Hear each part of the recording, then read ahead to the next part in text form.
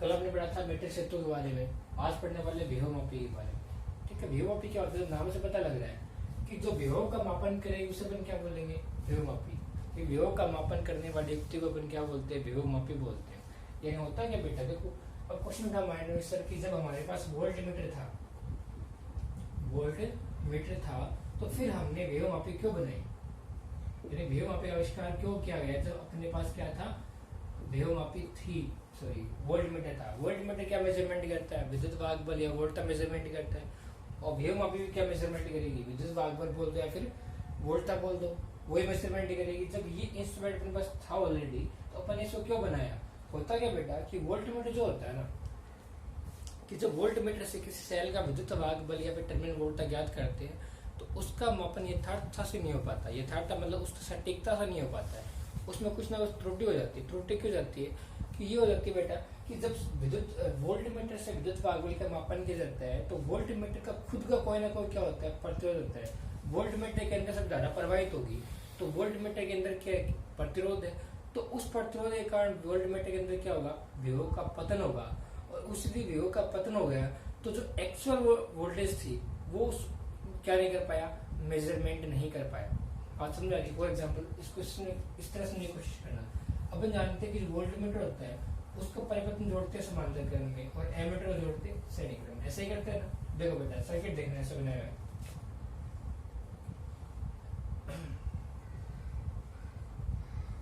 ये सर्किट बना रहे हैं अपन। यहाँ लगा दिया मैंने वोल्ट मीटर, इस जंक्शन पॉइंट होगा ए और दूसरा जंक्शन पॉइंट होगा आपका बी। इधर से करंट आपकी आई, कौन सी? आई करंट आई, ठीक है।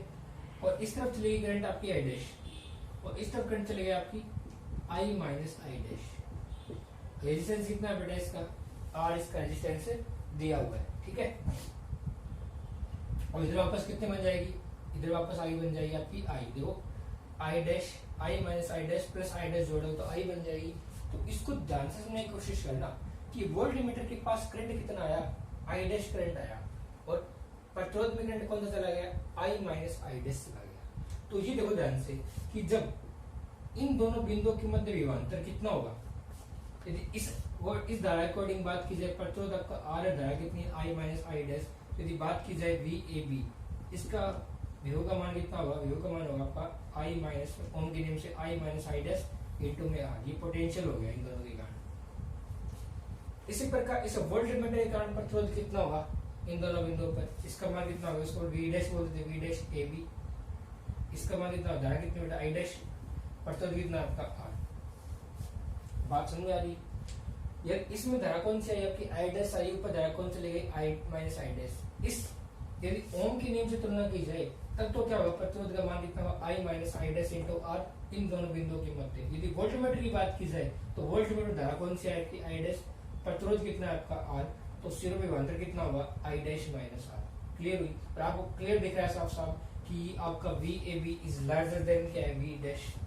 We A B is larger than V dash A B. यानी ये वाला जो विभवांतर है इसका मान ज्यादा है, इस वाले विभवांतर का मान क्या आपका? कम है। बात क्लियर हो रही है ना? तो ये बताओ मेरे को, क्या एक्चुअल विभवांतर आ पा रहा है? क्या नहीं आ रहा है एक्चुअल विभवांतर? यानी कंप्लीट विभवांतर तो आ ही नहीं रहा है।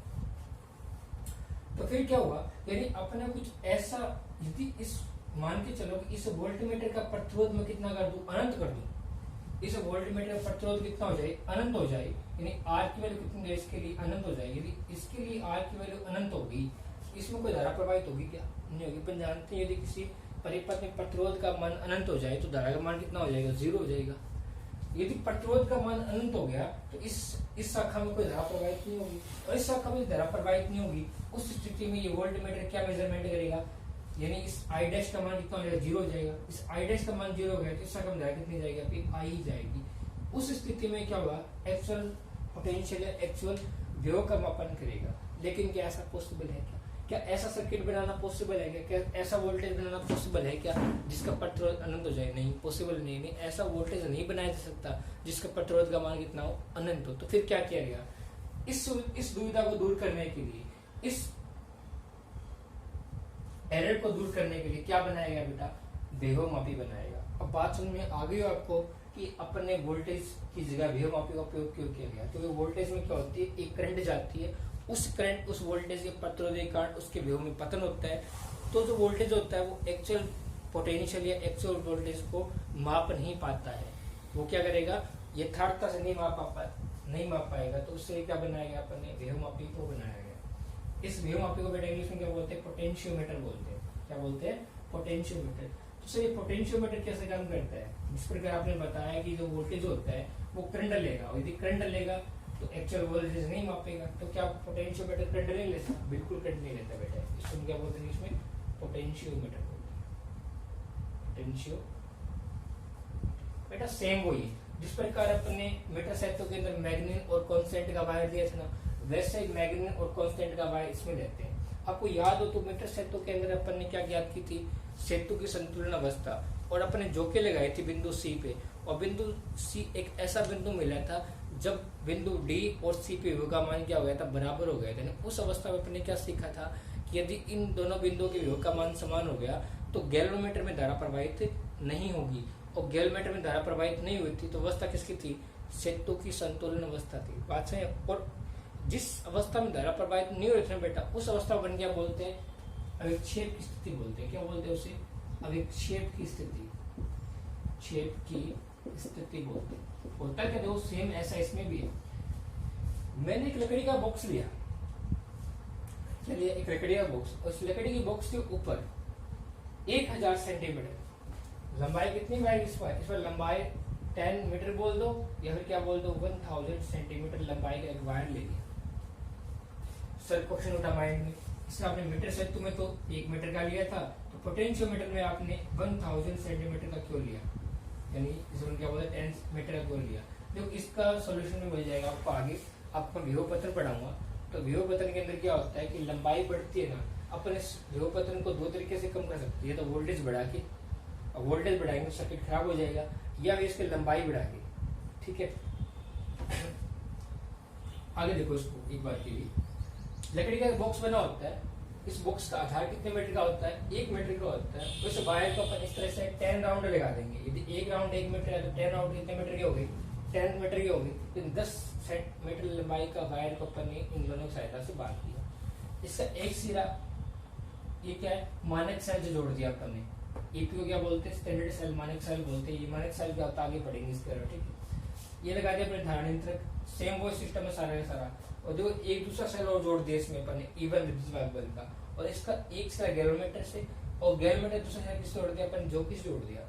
इसमें बेटा अपने को एक स्थिति ऐसी मिलेगी कि इस जोकी को वायर के इस बिंदु पर टच करने के बाद में, उस अवस्था में गैल्वेनोमीटर के अंदर जो धारा आपकी आईजी प्रवाहित होती है ना, उस आईजी का मान कितना हो जाएगा, 0 हो जाएगा। यानी अपने को जोकी को इस विभवमापी की तार के किसी बिंदु पर टच करने के बाद एक ऐसी अवस्था मिलने वाली है कि उस अवस्था के अंदर इस धारामापी में कोई भी धारा प्रवाहित नहीं होगी। यदि धारामापी में कोई धारा प्रवाहित नहीं हो रही है तो उस अवस्था में क्या होगा, यदि गैल्वेनोमीटर में धारा प्रवाहित नहीं हो रही है तो उस अवस्था में क्या कर सकते हैं, इसका जो विभव का मान होगा वो एक्चुअली यानी अपन अब विभव माप रहे हैं यानी बिना धारा की, यानी इस शाखा में धारा ही प्रवाहित नहीं हो रही है।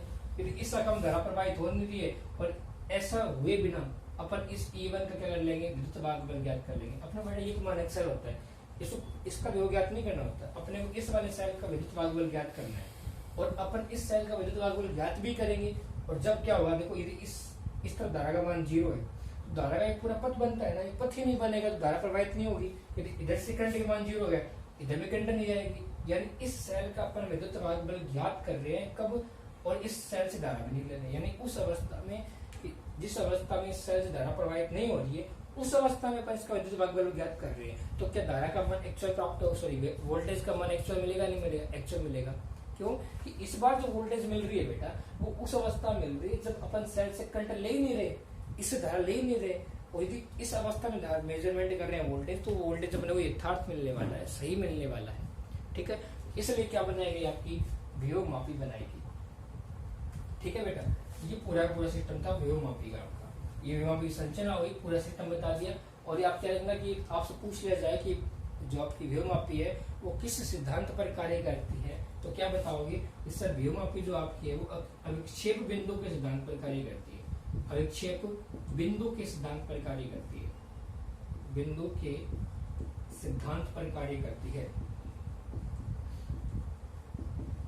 कार्य करती है। अब कोई पूछ ले आपसे भाई अब 6 बिंदु क्या बताओगे कि व्योममापी के किसी बिंदु पर झुकी को रखने पर एक ऐसी अवस्था मिलेगी कि उस अवस्था में गैलोमीटर में कोई धारा प्रवाहित नहीं होगी और उस अवस्था को अपन क्या बोलते हैं, अवक्षेप स्थिति बोलते हैं। और उस स्थिति के अंदर अपन उस सेल का विद्युत भागबल ज्ञात करेंगे जब उस सेल से धारा नहीं ली जा रही है। बात क्लियर हुई बेटा। अब इसके अंदर व्योमपतन भी होता है, वो अपन आगे पढ़ने वाले हैं, तब आपको क्लियर हो जाएगा कि अपन ने इसमें 10 सेंटीमीटर 10 मीटर लंबाई का वायर क्यों लिया, उसमें अपन ने 1 मीटर लंबाई का वायर क्यों लिया। ठीक है बेटा, नेक्स्ट पार्ट में बढ़ते हैं नेक्स्ट वीडियो में, तब तक के लिए सबको बाय।